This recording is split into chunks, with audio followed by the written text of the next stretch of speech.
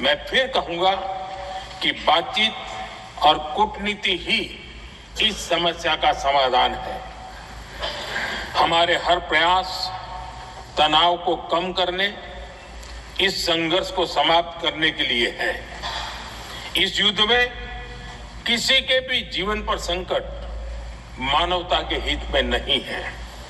इसलिए भारत का प्रयास सभी पक्षों को जल्द से जल्द शांतिपूर्ण समाधान के लिए प्रोत्साहित करने का है। अध्यक्ष जी, जब ऐसे संकट आते हैं तो कुछ तत्व इसका गलत फायदा उठाने की कोशिश भी करते हैं। इसलिए कानून व्यवस्था सुनिश्चित करने वाली सभी एजेंसियों को अलर्ट पर रखा गया है। कोस्टल सिक्योरिटी हो, बॉर्डर सिक्योरिटी हो, साइबर सिक्योरिटी हो, स्ट्रेटेजिक इंस्टॉलेशंस हो, सबकी सुरक्षा को और मजबूत किया जा रहा है। अध्यक्ष जी, इस युद्ध के कारण दुनिया में जो कठिन हालात बने हैं, उनका प्रभाव लंबे समय तक बने रहने की आशंका है। इसलिए हमें तैयार रहना होगा, हमें एकजुट रहना होगा।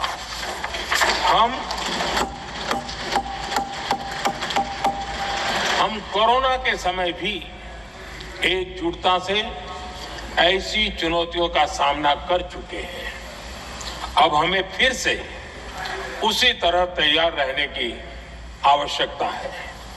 धीरज के साथ, संयम के साथ, शांत मन से हमें हर चुनौती का मुकाबला करना है और यही हमारी पहचान है, यही हमारी ताकत है। और हाँ, हमें बहुत सावधान और सतर्क भी रहना है। हालात का फायदा उठाने वाले झूठ फैलाने का प्रयास करेंगे, ऐसे लोगों की कोशिशों को सफल नहीं होने देना है।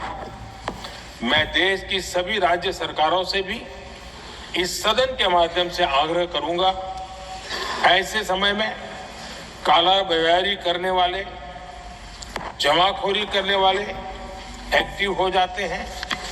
इसके लिए कड़ी मॉनिटरिंग जरूरी है। जहां से भी ऐसी शिकायत आती है, वहां त्वरित कार्रवाई होनी चाहिए। देश की हर सरकार और देश का हर नागरिक जब मिलकर चलेंगे तो हम हर चुनौती को चुनौती दे सकते हैं।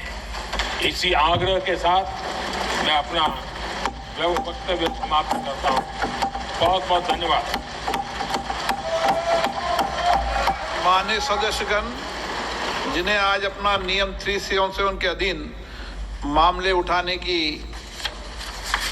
हैं, वे व्यक्तिगत रूप से सभा पटल पर अपना प्रस्तुत पटल पर।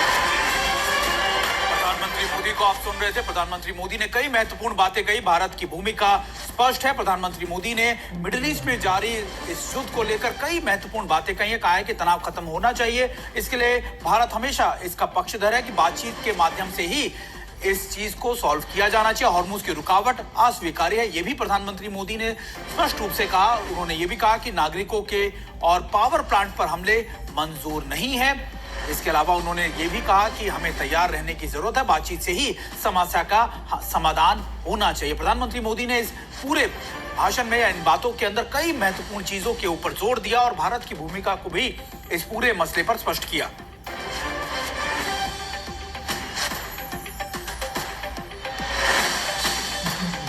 भारत में बड़ी मात्रा में कच्चा तेल, गैस